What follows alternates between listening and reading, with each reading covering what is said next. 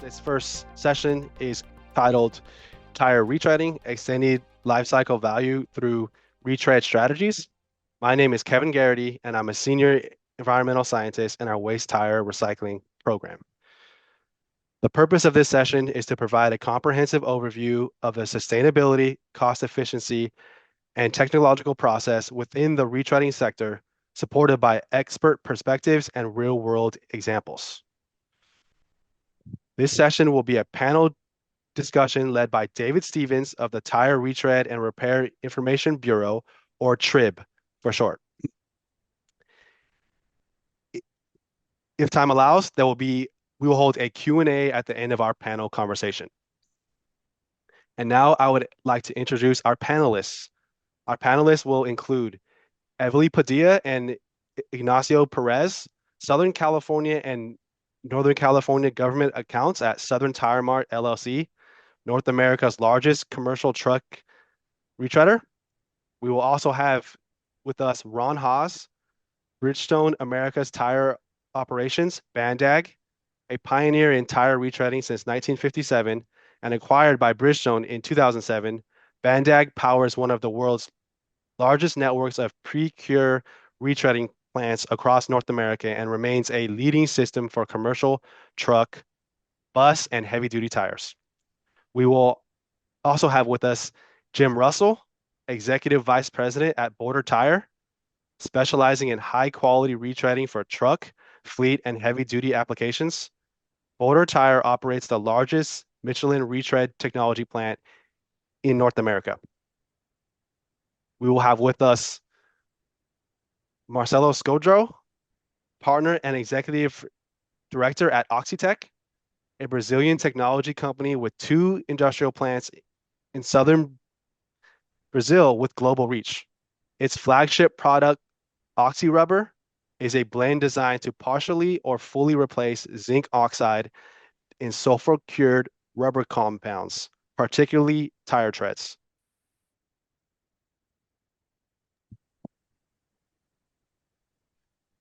We will, and our last panelist will be Leonardo de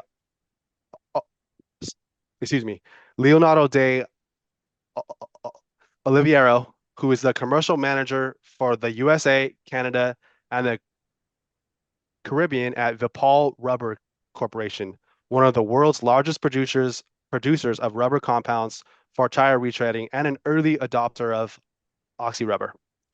And finally, I would like to introduce our session facilitator, David Stevens. Mr. Stevens has served as TRIB's managing director since 2010, leading efforts to promote and defend the global tire retread and repair industries after a career in marketing and leadership roles with Fortune 100 companies across the US, Japan, and the UK. Mr. Stevens is a Trinity University graduate with an MBA from the University of Maryland and a certified association executive designation. He now lives in Washington, D.C. with his wife, children, and pets. I will now hand it over to David Stevens to kick off this session. David? Fantastic.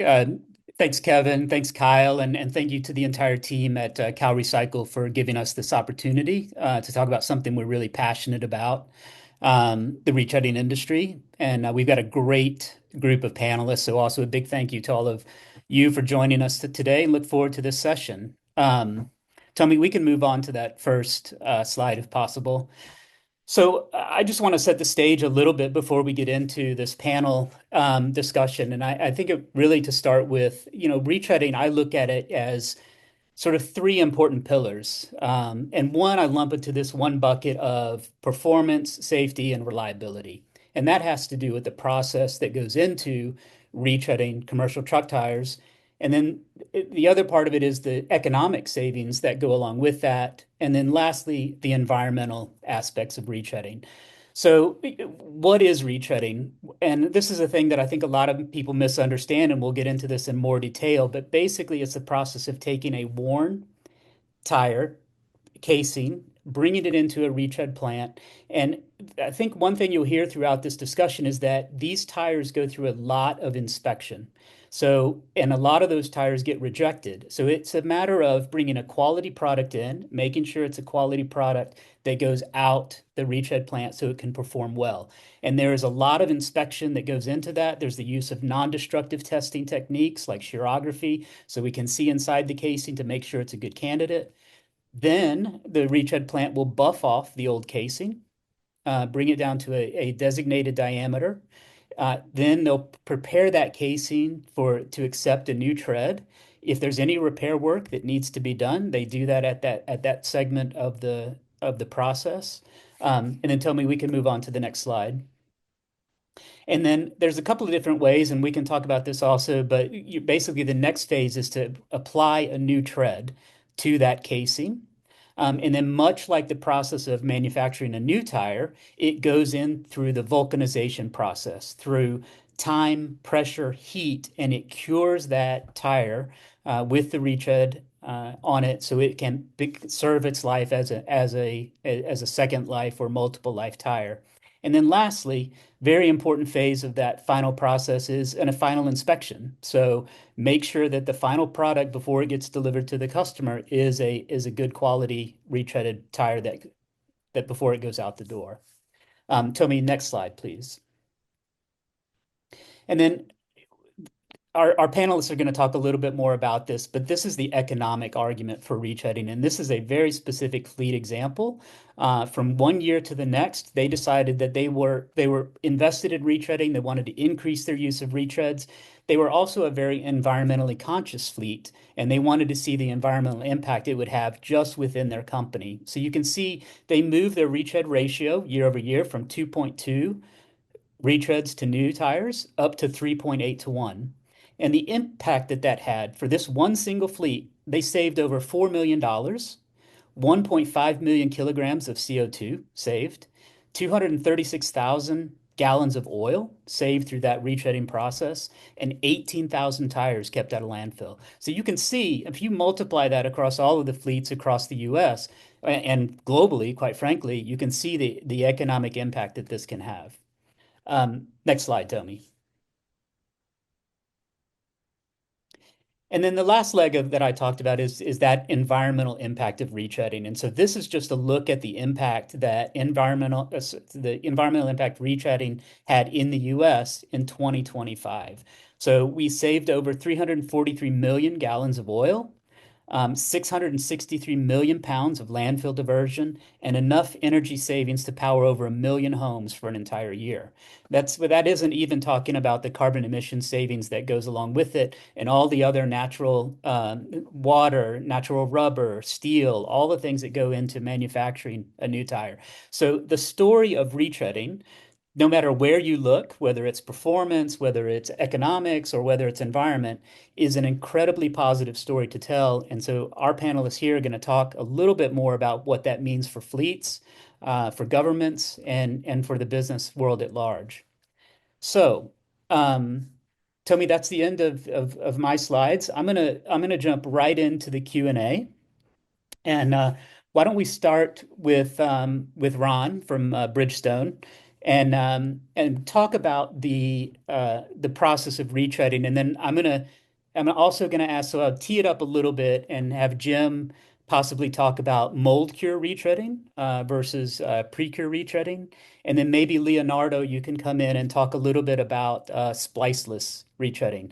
But Ron, if you want to kick us off, and so for those attendees that might be less familiar with retreading, what else do you think they need to know about the process of retreading tires? So thank you, David. I appreciate that.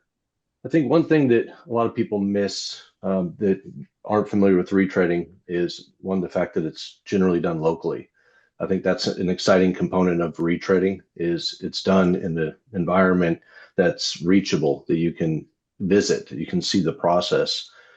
In California here, we have a fair number of retread plants just under the Band Egg name, amongst others, that produce retreads.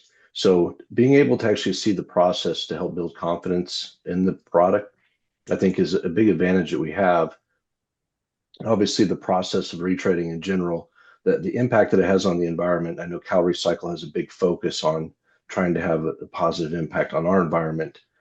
It does save a tremendous amount of resources, as you just outlined, as well as saving the fleet economically. I mean, the dollars that are saved every year with fleets. And one thing I like to give an example of is that the top 100 fleets in the United States, 100% of them use retreads in their operations. So when people are asking, why should I use retreads? It's like, look at the big guys that have figured this out. And they're a perfect example of why you would want to mimic that effort and see the benefits of retreading. Perfect. Jim, do you mind talking a little bit about mold cure versus pre-cure? Well, I'm not the expert at mold cure, but mold Okay. cure is, but I mean, I know about it. Mold cure, most of the retreading that we do today is pre-cure, where the tread rubbers are pre-molded at a factory from the manufacturers, either Bandag, Michelin, or others, and the tread comes in and rolls, and we apply that on.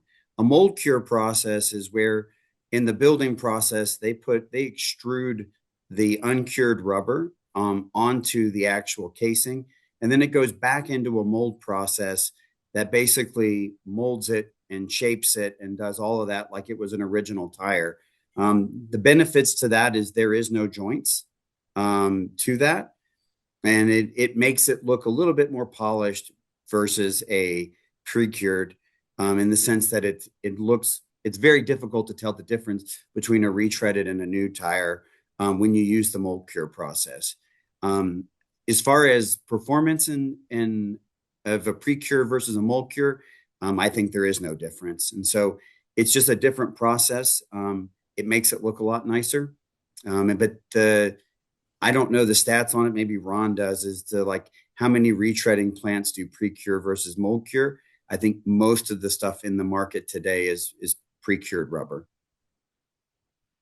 Yeah, I can confirm that, especially in the US. It's well over 90% is pre-cure retreading in the US. So, Leonardo, talk to us a little bit about spliceless retreading. Yes, good morning, David and everybody. Yeah, the ring, we have a product in our line we call the ring thread. That's a ring-shaped thread with no splice and deformation, which avoids irregular wearing and generates better balance and mileage performance for the tires out there. So I The think, convex profile. oh, go Oh, ahead. yeah, Sorry. no problem. The convex profile of the contour technology perfectly adjusts to the tire radius and ensures maximum adherence between the thread and the tire structure, reducing deformation and offering a better finish for the tire. Okay, Go ahead. fantastic.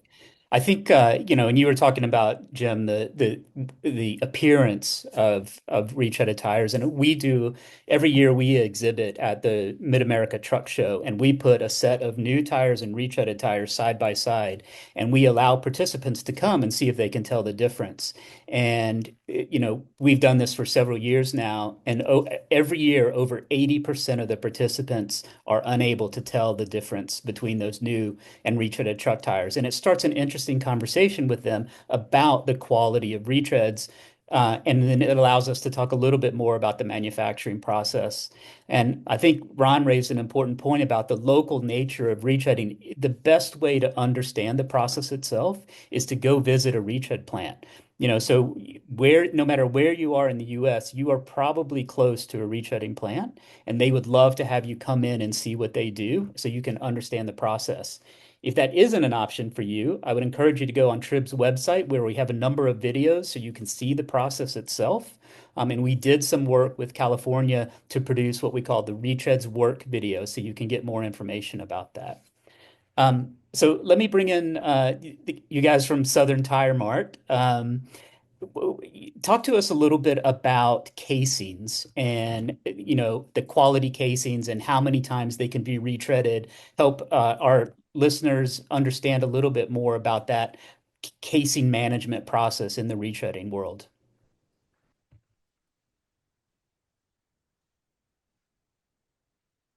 Hi, good morning, everyone. So as far as cases are concerned, whatever casings the customer produces, those belong to them.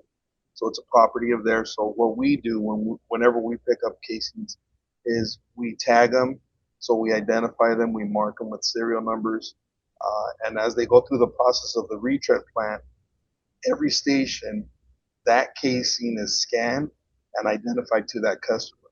So ideally, grade A casings would be something where it's like a Bridgestone, a Firestone, a Michelin, Continental. Those would be considered grade A casings or tier one casings. So the better the casing, the likelihood that you're going to have better longevity for that casing through the course of its retreads. It's going to be greater for you and more financially sound for you because you're going to save money over the course of its lifespan. Typically, you can retread a casing like that of maybe 3 or 4 times. And then you have some customers that will continue retreading until it fails an inspection.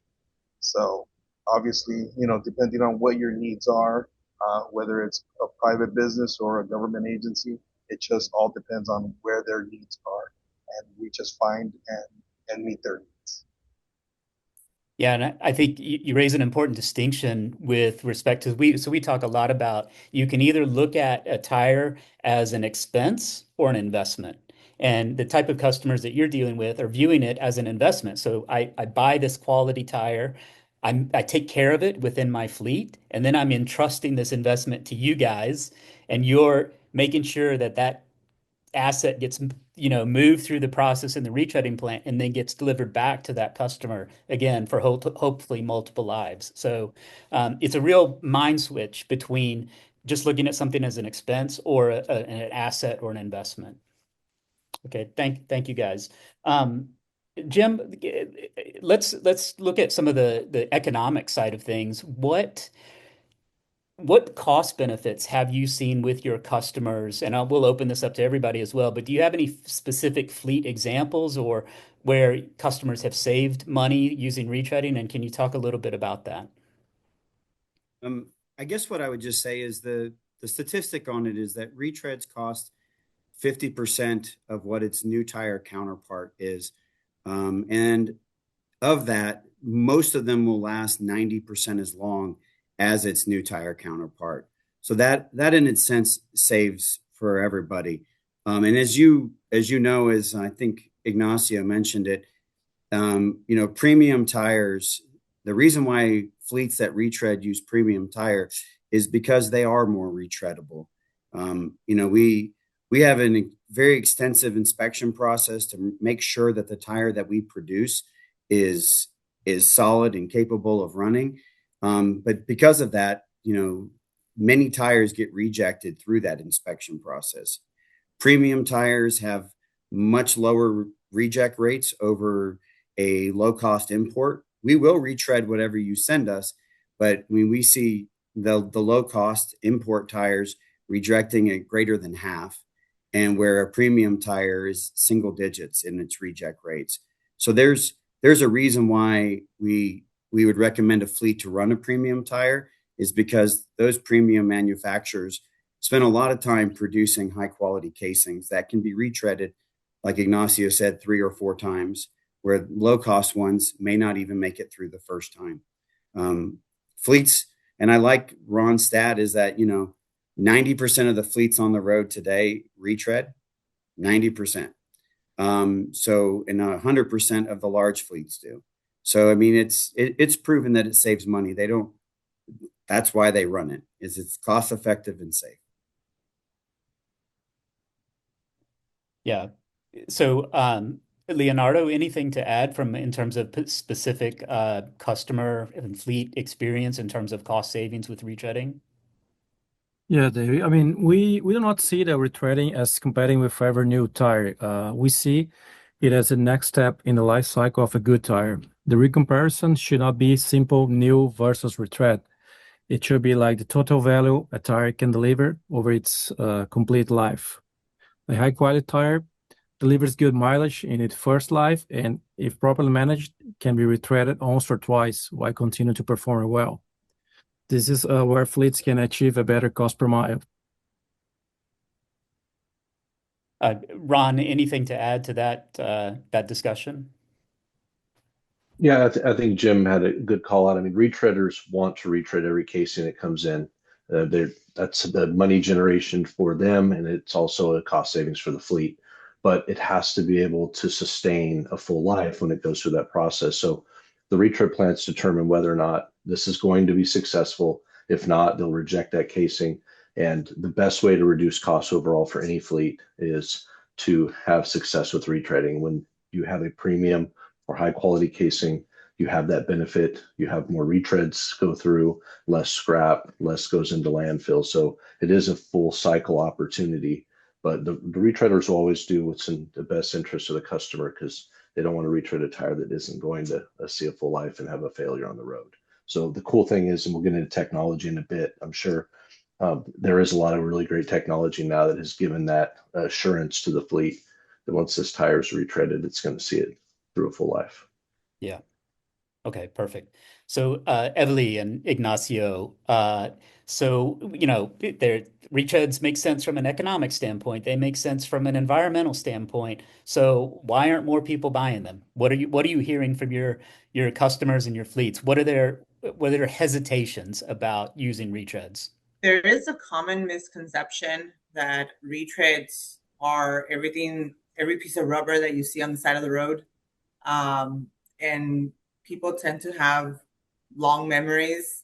There might have been a recall at one point with one brand or another, and people never forget that. They recall an event that happened 30 years ago.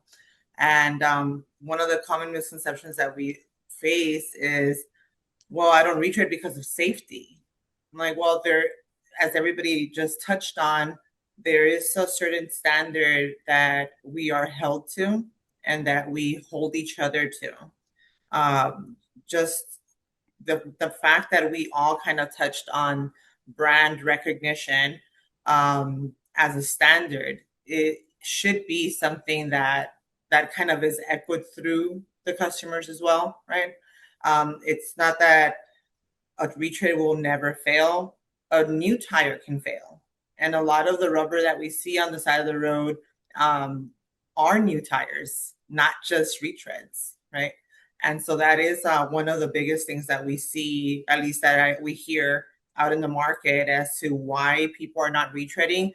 It's not the cost. It's not just, it just depends on who your audience is, because if you're talking to a procurement officer, it's more cost driven. If you're talking to a fleet manager, it's more operationally driven, whether or not they've seen any failures in their past or not. Yeah, it's so interesting because we have these conversations at trade shows, and I talk to an individual and they're like, well, I had a bad experience. Well, and you probe a little deeper. Well, when was that? Oh God, must be 30 years now. Like, how much has technology changed in the last 30 years? I often point to their cell phone and say, what sort of cell phone were you carrying 30 years ago? And I think also too, and it's not just our impression or opinion. NHTSA did a study, so sorry, National Highway Transportation Safety Administration did a study where they picked up thousands of tire fragments all over the US, analyzed those fragments, and determined why they failed. And what they found is that they were new tires and retreaded tires in equal proportion.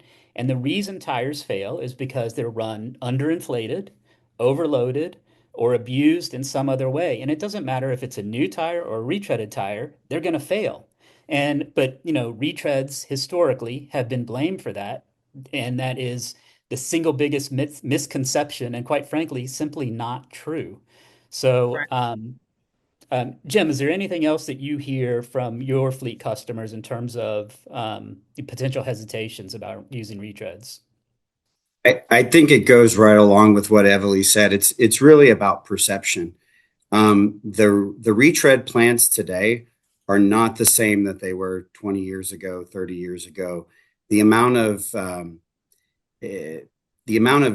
investment that's been put into improving machinery, improving processes, with Michelin and Bandag both being industry leaders in this, they've really pushed it so that the plants today are true manufacturing operations. And a lot of the ones before were very small shops in the back of tire stores where today with a lot of the consolidation and such, you're seeing 120,000 square foot, operations doing retreading, and the technology that is improved over the last 10 years and what we're going to see in the future with AI and robotics will only improve that more.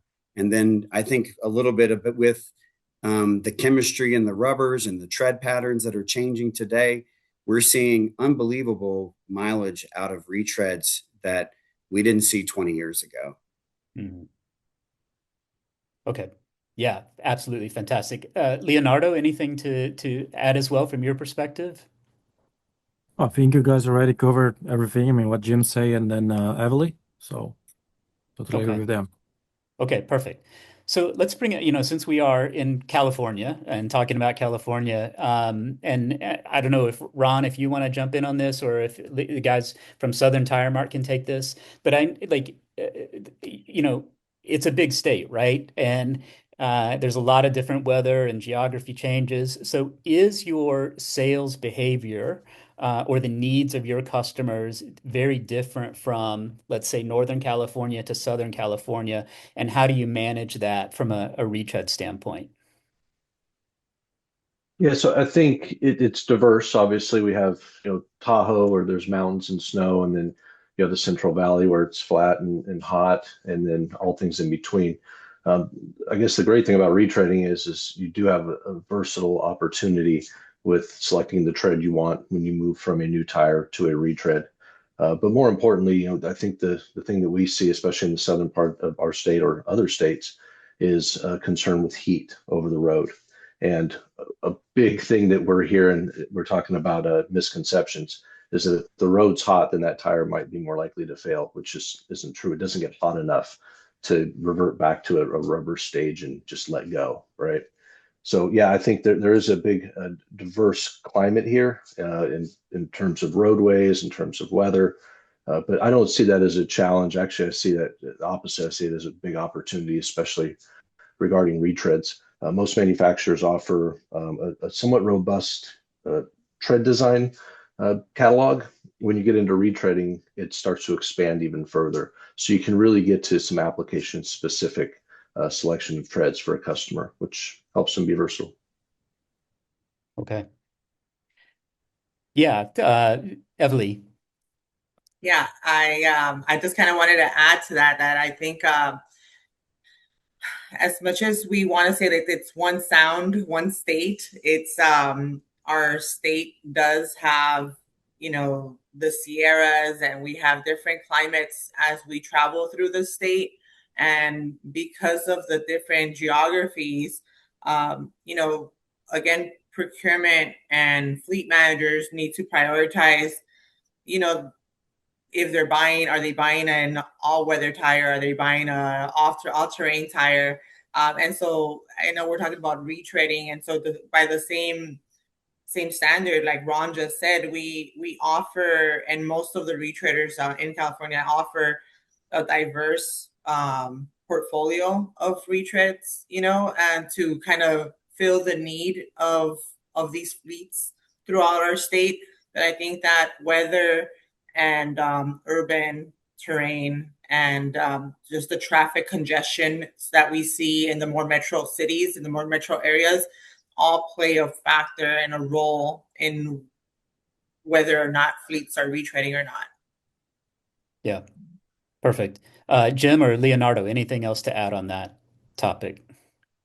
I would just say, if for most retreaders out there, if you can buy it in a new tire, you can get it in a retread. We retread about every different type of tread pattern that you can get for whatever application you need it. So I think the difference would just be certain markets will lean more towards some, and other markets will lean more towards others. But as a retreader, it's not an issue for us. We'll retread anything. Yeah, I think, and also just to mention, that includes low rolling resistance tires, right? So we have SmartWay verified retreads within the state. So Yeah, if there's a rubber compound or a tread design you like, you can find it in a retread. So you're going to get that same performance that you've gotten out of a new tire that you're familiar with and you love. Um, Great, thank you. So let's shift gears a little bit and focus on that sustainability pillar of retreading. Um, and it, and Marcelo, I promise I'm coming to you soon. You have a very unique niche in this, so we'll come to that in this our environmental section. But Ron, maybe you kick us off and talk about, the pillars of sustainability and circular economy and how important they are to Bridgestone and your potential fleet customers as a part of the retreading story. Yeah, I think sustainability is a big driving factor for Bridgestone. We have a sustainability goal to be at 2050. We want to be neutral by that point. So we're putting in a lot of money into investments, and so is every other manufacturer to that point, to try to have a positive impact on our environment or no impact on our environment ultimately. There's things that we're currently doing and others as well. We're looking at alternatives to rubber. Rubber trees, when you plant them, they take about 7 years before you can actually begin to harvest. And they don't grow in backyards in the United States. They're in a more tropical climate. There's shrubs like the Waioli that's grown in Arizona desert that we've started to use as an alternative. And it's a natural alternative that we can source here in the US and locally here in the Western regions. So I think we're always looking for these sustainable features that we can apply to our tires, our new tires, and also retreading. Obviously, when we look at what a new tire costs to build, when I say cost, I mean environmental cost. There's steel, there's rubber, there's other materials, but one of those is oil.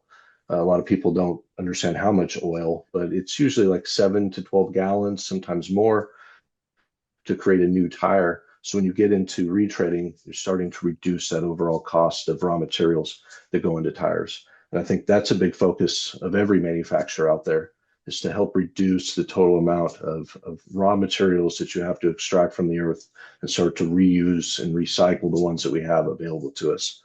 And I think we all have a sound initiative moving forward to get there. It's just piece by piece and day by day. Yeah. Great. Leonardo, maybe, I mean, you have a unique position in terms of, Vipal has a big manufacturing facility in Brazil and, obviously very sustainability focused, but also, selling your product in the US. Mhm. What's your company's view on sustainability and its importance in retreading? Yeah, sustainability and environmental is one of the pillars that WIPO goes nowadays, and the impact is very concrete by, as Ron mentioned, by reducing the need of to produce a completely new tire. Retreading helps to reduce the use of the oil, the petroleum, and other non-renewable natural resource, which also contributes to lower CO emissions. It can also represent more than 24% reduction in the CO emissions, 21% reduction in air pollution, and 19% reduction in water consumption. In practical terms, Retread can save around 15 gallons of petroleum for each retread truck tire and 4.5 for each passenger tire, comparing to a new tire. Yeah. And also, So, WIPO, sorry. go ahead, David. No, sorry. Go ahead. Okay, now, yeah, WIPO also, we have been developing like a few years ago a thread for like EV vehicles. We call the DVM UE for buses, electric buses. And also we have the SmartWay thread certified that help to promote energy efficiency and fuel savings for the freight out there. Okay, perfect. So one of the great things, about my job is getting to go into a lot of retread plants around the world. So maybe Jim and Evely and Ignacio, could you talk a little bit about the retread plants themselves and how you operate environmentally friendly process or sustainability focused initiatives within the plant itself? I think the one big thing to look at is a retread plant is a tire recycling plant. Not only do we take a tire that is worn and turn it into a new tire, but we recycle everything that we take off of that tire. So the rubber that's ground off of that is removed and put into giant roll-off dumpsters, and it is sold and turned into asphalt tracks at your high school, floor mats. Like every last bit of the rubber is recycled. And then the tires themselves that are not retreadable are also sold to tire recycling facilities. So we don't send any of the tires from our facilities into per se a landfill. It's all sold to different tire recycler companies that will further process it and turn it into something else. So I think that's the key, is that the process itself is part of that environmental circle. Yeah. Great. Anything to add from the Southern Tire Mart team?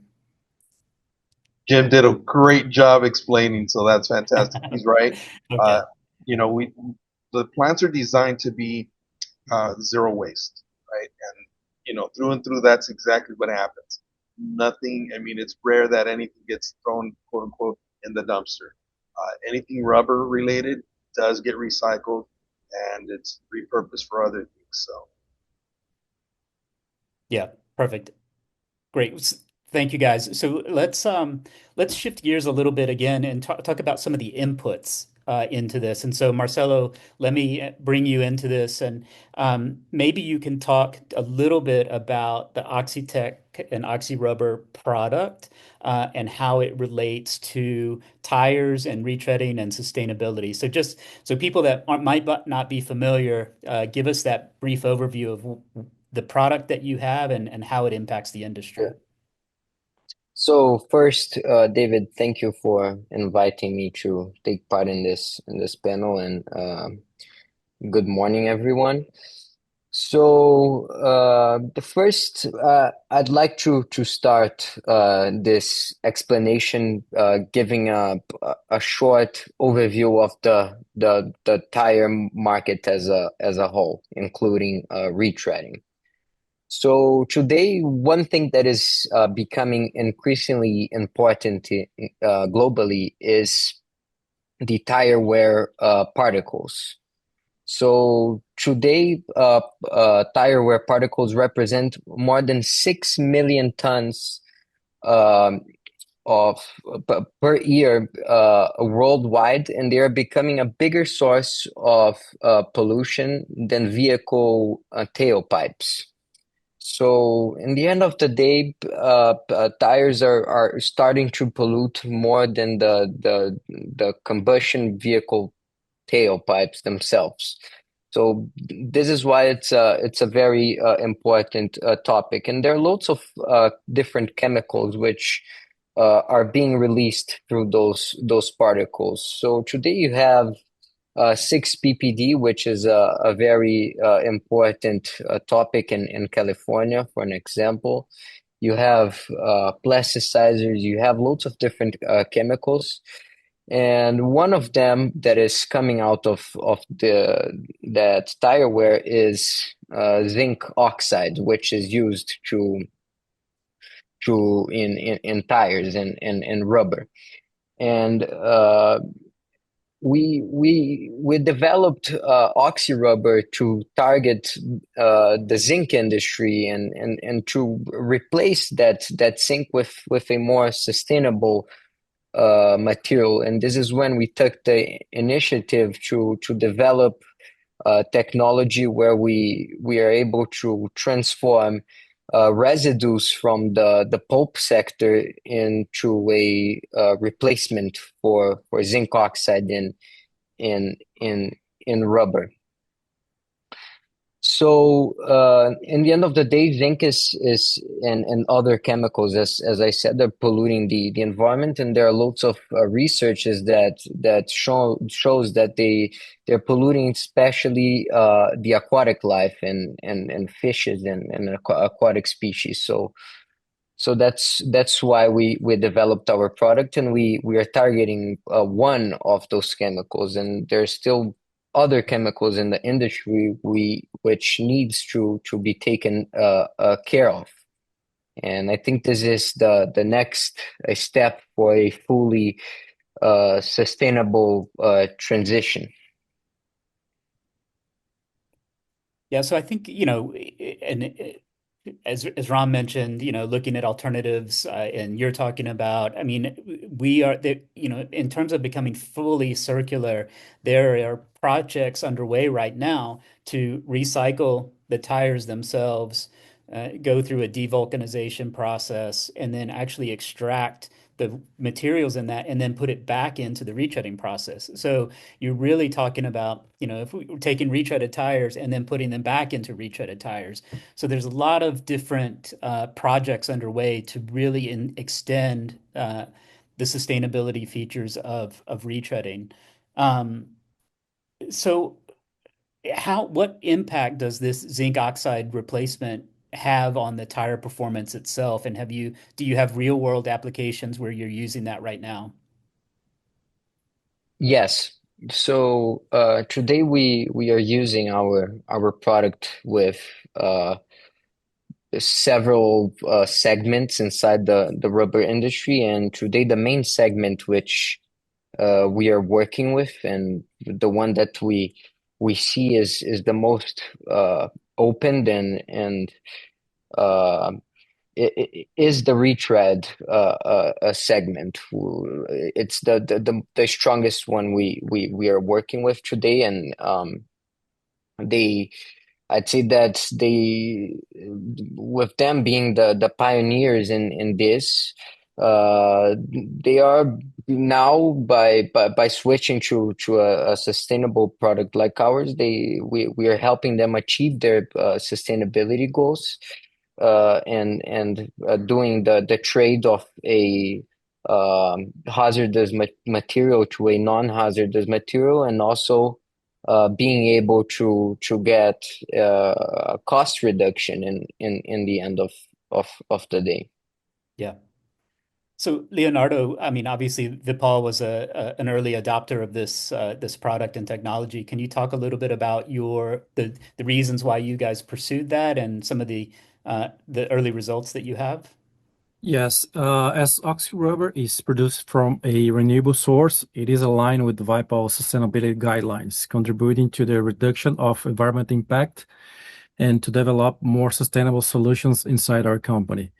Among the main and technical characteristics for the activator in the vulcanization systems, the compatibility with conventional elastomer formulations, and the potential for partial replacement of zinc oxide. We have done some tests there. Internal results demonstrated feasibility of replacing up to 35% of zinc oxide in specific formulations without compromising the physical and mechanical properties, as well the overall performance of the compounds. Thus, oxy rubber presents itself as a technically viable alternative for reducing zinc oxide consumption, providing environmental benefits while maintaining the performance requirements for our product line out there. Yeah, and I Yes, think, and just yeah, go ahead. sorry, David, just complimenting Leonardo. Now that you brought this up, we are very happy to collaborate with Vipal, and it's amazing their willingness to evaluate new technologies and new materials that shows uh, how innovation and sustainability can move together. And our goal is to bring that culture into all of the tire and retread market, and not only with Oxytech and replacing zinc, but this is also a good opportunity to incentivize other companies and chemical industries to come up with new materials and technologies to replace the other polluting chemicals in the industry today.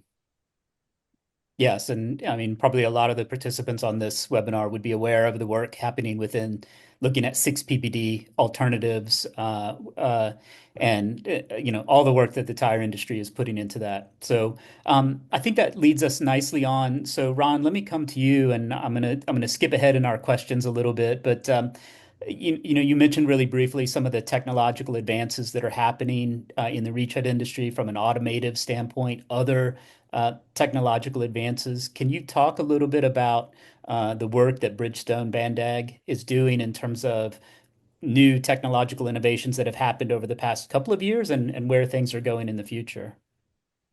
Yeah, so I think one of the things we're seeing is artificial intelligence is a big driver of development in any industry, and we're utilizing that like most are. First, it starts with our systems. We use a system called Basis that's used for all things manufacturing and tracking. I think earlier, Ignacio and Evely mentioned the casing tracking component, which is a critical part of what we do on the Bandag side. But there's also the automation component where you're using robotics to help alleviate some of the workload, just the mundane manual efforts that are put in every day. You still need skilled labor to run the process, but taking off some of that load helps keep your employees more safe, helps with longevity. So there is a lot of automation that we're actually looking at, but when you pair that with the artificial intelligence components, it actually helps you look into tires a little bit better. If you go back in time, 20, 30 years ago, there weren't the type of NDT and NDI, which is non-destructible information or technology to or inspection to get into the tire. Now we're seeing more and more of these cameras and different types of scanners that allow us to be a little bit more precise. So artificial intelligence is helping us expedite that, along with some of the robotic or automated side of things for the retread process. And we see that in the new tire side of things as well. I think that will help streamline the process and make it even more sustainable when it comes to ensuring that product is inspected properly and ends up on the road in a safe manner. Fantastic. So, Jim, why don't I come to you? I mean, I was recently visited your brand new retread plant, and you guys have sort of built with some future proofing in mind or future expansions. Can you talk about that from a technology and automation standpoint? Yeah, actually, I'm quite excited about what we'll see in the retread industry in the next 10 years. And to Ron's point of the robotics and stuff. So we built our facility knowing that these things were coming. Michelin's been working very actively on AI inspection post for initial and final, so that we can take out human error and we can put more consistency and detection and such. So the plant was built to be able to plug and play those in place in the plant. And then the robotics part is, as Ron mentioned, of like the buffing and other processes that are very mundane. We're looking in the next year or two to be able to have robotics in our plant to be able to improve the efficiency and the consistency and repeatability of that process in the plant as well. I think over the last 10 years, we've seen a lot of work on the data side, being able to return accurate data. We installed in our facility something that Michelin calls Tread-Eye, which measures the tread depth accurately by taking a complete circumference measurement around the tire to report back to the fleets that this is what you are actually sending us versus what you think you're sending us. And that data is at their fingertips, and they can see that. Where we take out the operator point of actually physically measuring it, now we have cameras and lasers that do those measurements for us. And I think those are impacting us greatly, and I look forward to seeing more of that in the next 10 years. Some of the other things that I would say is not necessarily directly retreading, but affects retreading, is that there's been a lot of work on improving the casing. That the new tire, improving the new tire so that it's more retreadable. We talked about retreading, 3 times. Most fleets do that, but the casings that are coming out today, they're talking things like 4 retreads and 1 million miles out of an original casing. And I think that will help the retreading industry because people's initial investments are going a lot further. Yeah, Perfect. Evely and Ignacio, I mean, anything to add from your perspective about future technology or that use of data or helping customers understand the use of their products? Yeah, well, I think definitely more and more, and I know that we've touched on this in a few several ways, but as we've evolved from 20, 30 years ago in retreading, I know this is something that we go to market with our customers all the time. We're able to produce reporting for data tracking, projections, usage, from your tire standpoint. And I mean, we produce reports for customers nowadays where 20 years ago we might have just had conversations as to why tires are wearing the way they're wearing. And now we actually have data, like actual concrete data from all of our collections, week by week, depending on the frequency with the customer. But we're able to have these conversations a lot more frequent and a lot more accurate with more sustainable data of how retreading is impacting, again, waste and retreadability of our casings. And to Jim's point, casings have evolved too, and that's of course thank you to the manufacturers that are investing on R&D and improving their casing, which is extending our sustainability process as well. Yeah, perfect. Leonardo, anything to add to that as well from a Yes, I would like to technology? add, I mean, Jim already mentioned about the use of robotics and automatic weapons. I mean, we will need there more and more for the future to keep the new generation working on the retreading industry to keep our industry moving forward. Perfect. So I think, Evely, you talked about the quality of casings and Jim, how they're improving. Let's talk a little bit about those tier 4 low cost, low quality Asian imports that are coming in, and talk to us. Jim, why don't we come back to you and talk to us about managing that and managing expectations with your customers who might see a new tire at a price point that is close to a retread, and how do you manage the information about that in terms of, upfront cost versus total cost of ownership or cost per mile? Talk to us a little bit about that. Yeah, I think I would just go back to a phrase that my dad beat in my head as a child: is you get what you pay for. And the low cost imports are attractive, and a lot of fleets will dip their toe into using those when they feel a lot of expense pressure and they've got to cut costs now. But the reality of it is a low cost import will in the end will always cost you more than a good tire program running premium tires and running retreads. The performance that we're seeing out of retreads these days is matching the new tire. As I mentioned earlier, I think it's about 90% of what its new tire counterpart can do. And a premium tire will run 2, 3, sometimes 4 times longer than a low cost import. And the retread will do the same. So I think if you're truly have a well-run tire program, they will always involve premium tires with retreading, because that is the lowest cost option for any fleet out there. Yeah. Ron, anything to add from your perspective on that? No, I think Jim said it perfectly. I'll add that we see that the major brands are tier ones.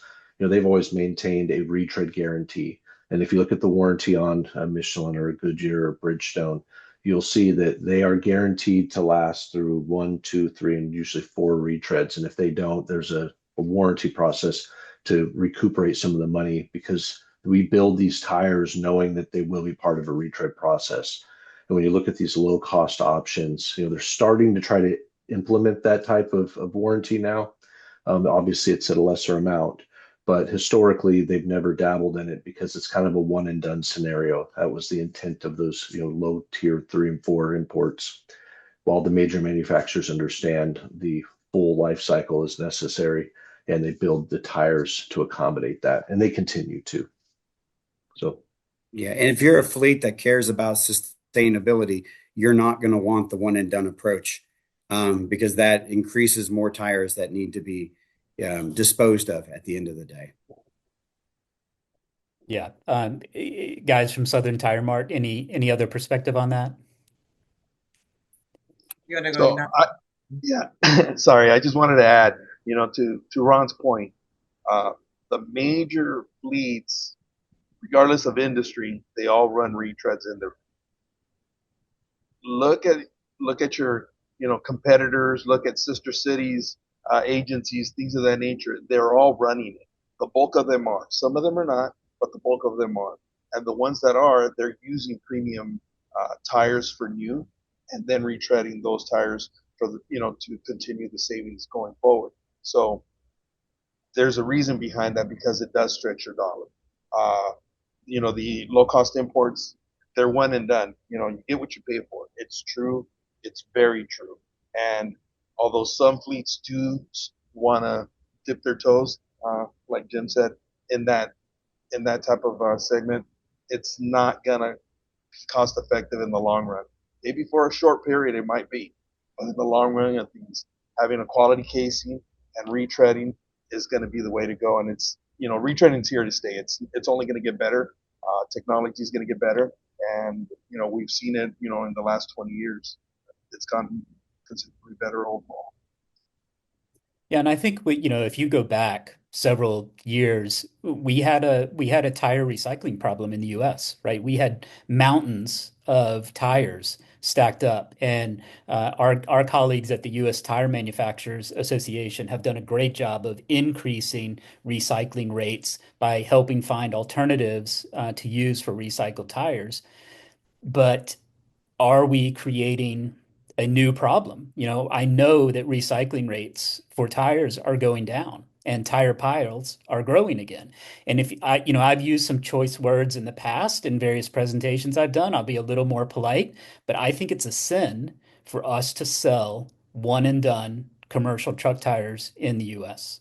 I mean, if a tire can't be retreaded, why is that being made? Why are you wasting the natural resources? If you think about how natural rubber is made, it comes out of one tree, right? One little strip. It's like maple syrup, and that's what we're wasting, not to mention the water, the steel, synthetic rubber, all that other material. Like I think it's to me, it's criminal to be selling a product that can't be retreaded. And that's what's happening right now. So all right, I'm getting worked up. We'll change gears. We'll change gears again.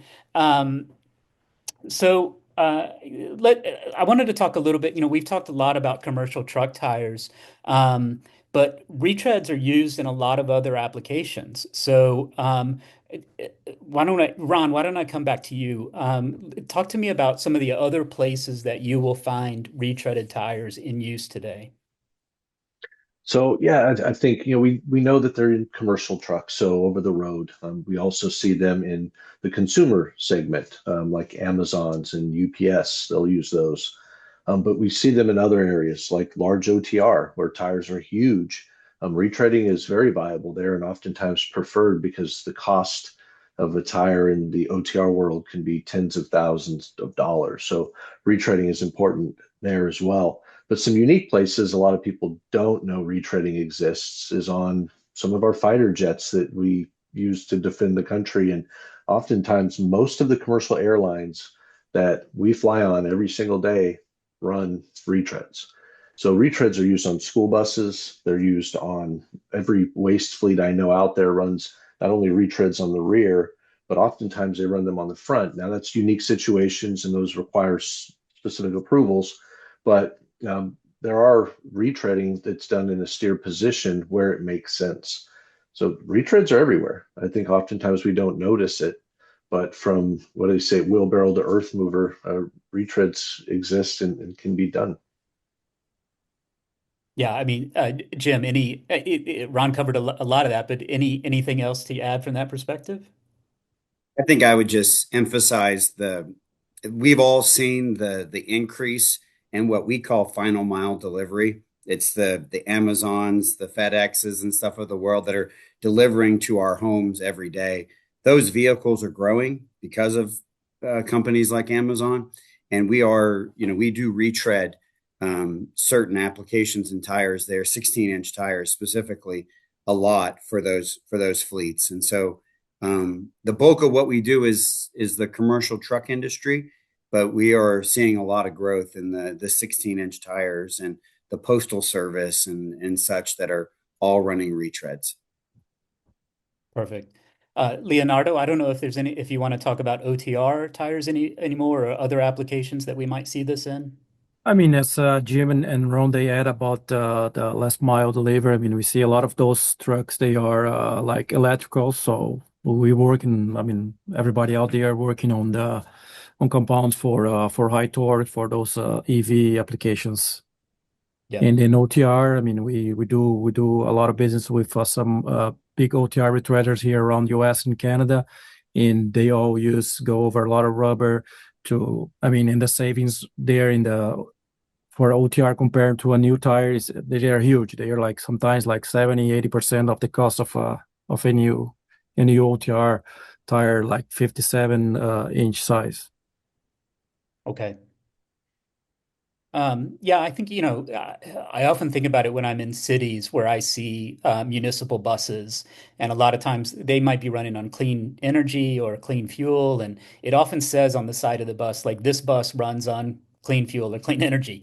And, I'm like, well, why doesn't it say this bus runs on environmentally friendly retreads, right? Because so many of them do. And that's actually a target for me is I want to see a bus that has both of those messages on there. So, it's a big retreading is everywhere. And if there's a tire that can be, used, there's probably a way that we can retread it. So why don't you guys all mentioned the last mile delivery, and there's a big EV component to that. So Jim, why don't I come back to you, and what challenges are you seeing with respect to the current use or future use of retreaded tires with respect to EV vehicles? I don't think it's exclusively retreading. I think it's all tires when it comes to EVs. The electrical vehicles produce more torque than a combustion engine would, and therefore the compounding needs to be slightly different when it comes to those vehicles because they will wear more, they will wear faster. So I'm sure it's more of a challenge for the original manufacturer that makes the tread rubber. So maybe Vipal or Bridgestone that are on the call, they're having a challenge with maybe finding compounds that will hold up to those types of vehicles. And then I think the manufacturers of the vehicles are probably equally looking at how they can control the torque in those vehicles so that they're not destroying tires, because nobody's going to want the vehicle if it just eats up every bitty tire that they put on it. So I think it's a challenge for the whole industry, but I don't think it's going away. I think more and more vehicles we're going to see that are run, off of electricity instead of gasoline or diesel. Yeah. So Leonardo, why don't I come to you, and if you can talk a little bit about the compounding challenges that you guys have and how you're dealing with that. Yes, Vipo, for like 4 or 5 years, we were working on the compound that we launched for we call the DVUME. That's for electrical buses. I mean, in Brazil and also in Europe, you have a lot of those intermunicipal buses that goes like 100 to 100 miles a day between the different cities to transportations. And the high torque is there, and then we are working on other designs that will be launching soon for EVs. Okay. Ron, and how about perspective from Bridgestone?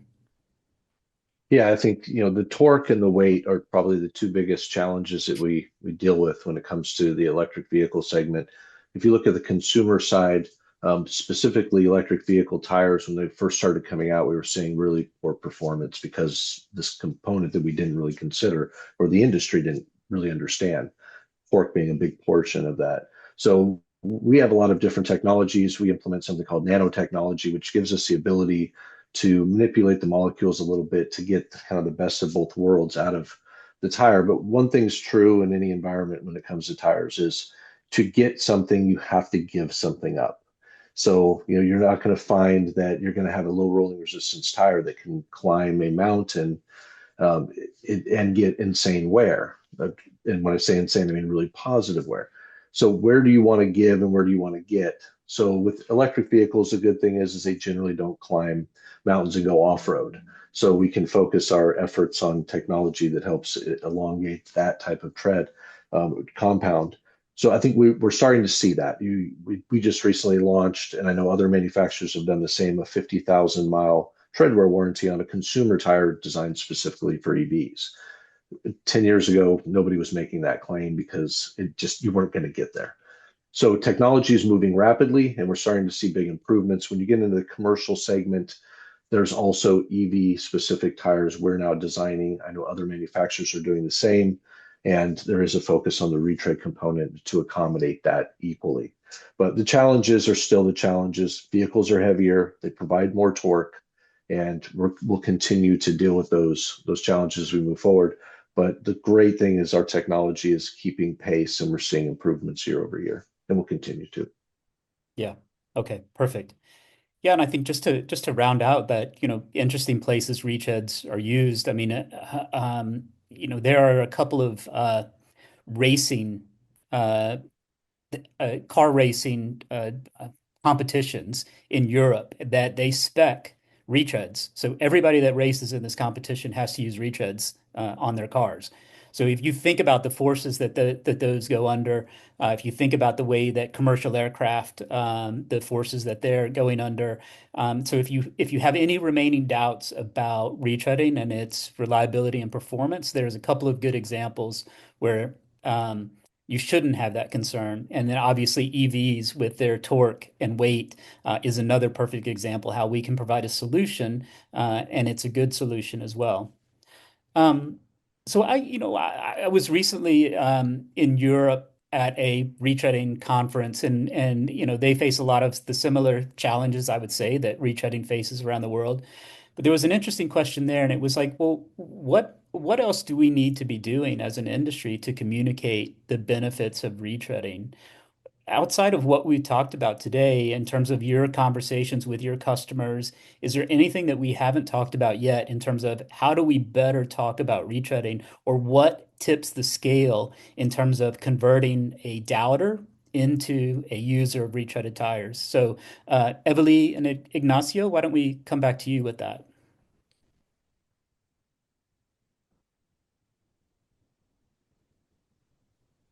So, what tips the scale? I think, like highlighting the safety features that retreadability has. I mean, because I think when we all go to market, we're talking about sustainability, we're talking about cost savings, we're talking about safety, and we're highlighting these things to the fleet, right? We're highlighting how technology has evolved. And maybe from an aerial standpoint, like maybe that's something that can be more heavily broadcasted for educational purposes. Because when we're in front of customers, it's not one time that we're having these conversations and okay, that's fine, my mind's made up.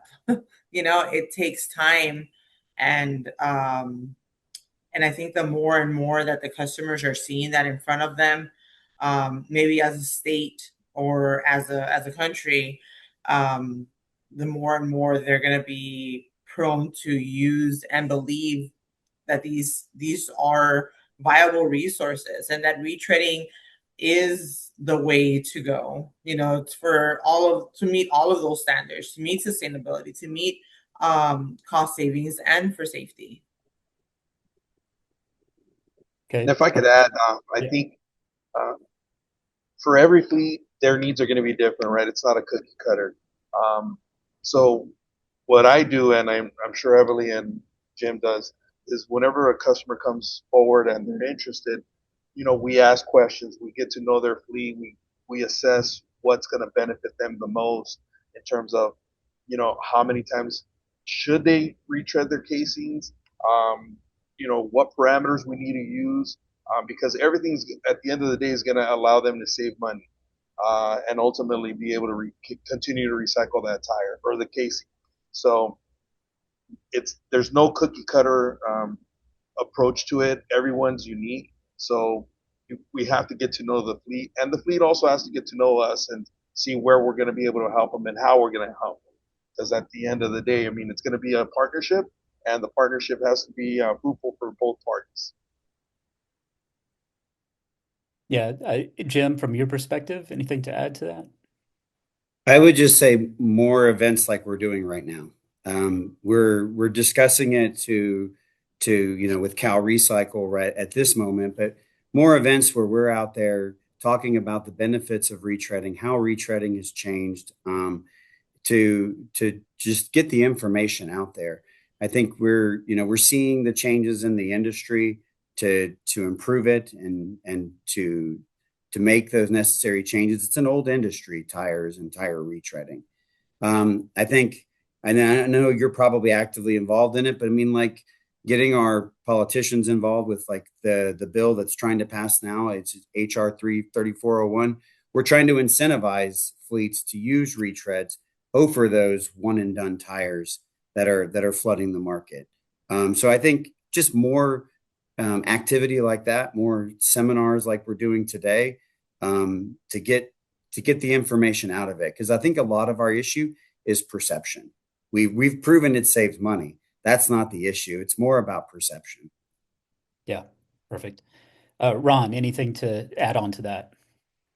Yeah, I think people inherently want to do the right thing, but it's business, and people are running fleets, and they're operating, and they're trying to, provide a service to their customers, and then keep their employees employed and make this business work and run. Part of that is generally an environmental, agenda that they want to have. When it becomes financially cumbersome, they may walk away from that. And I don't think the education is there in some cases, especially with small and mid-sized fleets, and even some municipalities, cities, states, that this is a cost-saving feature, retreading, and it's also an environmentally friendly feature that they could take advantage of if they were just aware. So I think like the House bill and Senate bill that's going through, that brings a lot of attention because it gets in the news. And then there's a financial component to it where fleets are able to save more money to make better decisions for their employees that are us every day. So I think it's a multi-pronged approach. I think we all have to get behind it. To Jim's point, things like this brings a lot of attention in a lot of good places. So I just think we got to keep driving forward, but I think we're heading in the right direction. Perfect. Leonardo, a last word on that.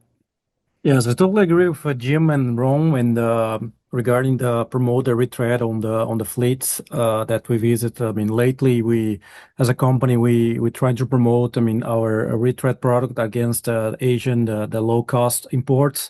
Doing like testing, let's say, okay, I'm gonna put like 4 tires on a truck. You put your 4 Asian cheap tires over there.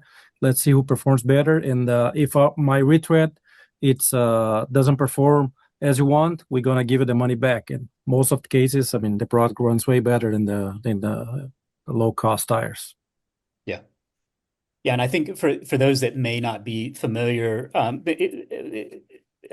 Jim and Ron talked about some potential legislation that is moving through both in the House and Senate. It's a retread tax credit bills that allow for a $30 or a 30% credit for the purchase of commercial truck tires. And we're working very actively to try and make sure that legislation gets passed. It would be incredibly beneficial for the retread industry. It help spur continued adoptions of retreads, and then obviously has a beneficial impact in terms of cost savings as well for those people that are considering using tires. So let me flip that question around and say to you, well, what do you need from either the state? Let's keep it in California. How could California help you guys with the adoption of retreaded tires? Jim, why don't I come back to you first? I think what I would ask for fleets or other government agencies, if you're not running retreads, maybe your first step is go and visit one of the plants. Go and see if there's a hesitation for for why you're not running it, or if there's a perception of what you think these facilities are. I know Ron and the people at Southern Tire Mart would be glad to have you in their facilities. We are quite proud of ours in Redlands, California, being we just celebrated its 1 year since it opened last year, and we would let anybody come through the doors to see this facility. And so I think it will change your perception of what retreading really is. You probably will not. It will not match your vision, I promise you, of what a retreaded tire is. So I would ask is like, look through what we're doing today, and if retreading is not part of your tire program, then set a time up to come visit one of these facilities. Perfect. Evely and Ignacio. Yeah, I have to soundboard Jim and say that, I think that spreading awareness through a channel like this one, David, is very important for our audience and just for educational part of it. And it's not just coming from the retreader that's potentially, to the consumer, it might seem like, well, they're just trying to sell me something or sell me on their product. No, we're trying to educate and raise awareness of what is available and what is not going away and what has changed and developed over years. And I mean, we do it every day. We're out here visiting the fleets, visiting the entities, asking them, extending the invitations to come tour our facilities, and I mean, I know that, again, the perception or the common misconception of, our tire shops are what they see on TV, it's not what we look like anymore, Leonardo, how about a last word from you? Yes, I mean, I would say, as Jim mentioned about visit a plants, we have a lot of customers lately. They doing like open house. They bring like big fleets or big prospects and people that are interested to learn about how they make the tire. It's very interesting to take them to the plant tour and show from initial inspection to the curing of the tire, so they can see how the retread works. Perfect. And Ron, we'll close up with you, and then we'll hit a couple of Q&As. So, what else could we be seeing from the state or agencies to help us with retreading? Yeah, I think in the bid agreements, we see them coming from the cities and the counties and the state, and I think putting in some verbiage to really encourage retreading is a viable option. Back in the day, we would see that premium or major brand was a requirement for most cities, states, and counties, and now with people trying to reduce budgets and save money and cost saving measures, we're starting to see more of the import make its way into these bids for counties and cities and states. And that's discouraging because we know it's heading in a wrong direction, and it's just being looked at as overall cost measures when retreading is the ultimate cost saving measure and has such a positive impact on the environment. Not to add the fact that it is done locally. A lot of times we give, or the states and cities and counties give a beneficial treatment to people in certain segments because we want to keep that localized, these small emerging businesses. This is happening in our backyard. These are produced here, not overseas. So I think there's a lot of components that we need to communicate a little bit clearer on the true impact of retreading for a lot of these governmental entities. Perfect. Great. Well, we've got about 6 minutes left. We do have some questions coming in. Let me see if we can hit some of these. So retreading is a valuable fleet for operations. Can you give examples to attendees where retreading would not be viable for specific types of vehicles? Who wants to tackle that one? Are there examples where we shouldn't be using retreads? I mean, I know there's a lot of fleets out there that have reasons for why they shouldn't do it. And I think once again, it comes back to perception. I can't think of a safety reason why you wouldn't run a retread. There may be financial reasons why you don't run retreads, but I think a lot of it is maybe because they think it's easier. to not have to deal with, the management of the casings. And I think that's where we've made a lot of growth over the years, is to improve that casing management and knowing where everything is at any given moment. But I would struggle to find a reason why you wouldn't run a retread. Yeah, and I think they are used on emergency vehicles, fire trucks, EMS. I mean, Airplanes. we've heard in the past from some places that are, in procurement, where they have, this policy, and sometimes it's an informal policy. It's like, well, we can't put that on an emergency vehicle. Well, the New York Fire Department trucks that responded to 9/11 responded on retreaded tires. So, to your point, it's hard to come up with an example where you shouldn't be using them. So thank you for that. So let me try and get another one in here. So let's see. From your experience, what is the main barrier to expanding retreading into the passenger or light duty tire market? Technical safety requirements, casing quality, economics, consumer acceptance, etc. Let's see, Ron, do you mind tackling that one? Yeah, I think it comes down to cost. When you look at what it costs for a passenger tire for your vehicle, and then what it costs to retread it, and the reality is passenger tires aren't all steel like commercial truck tires, so the retread rate is diminished substantially because there isn't all those things that we put in commercial tires that are built to make them retreadable.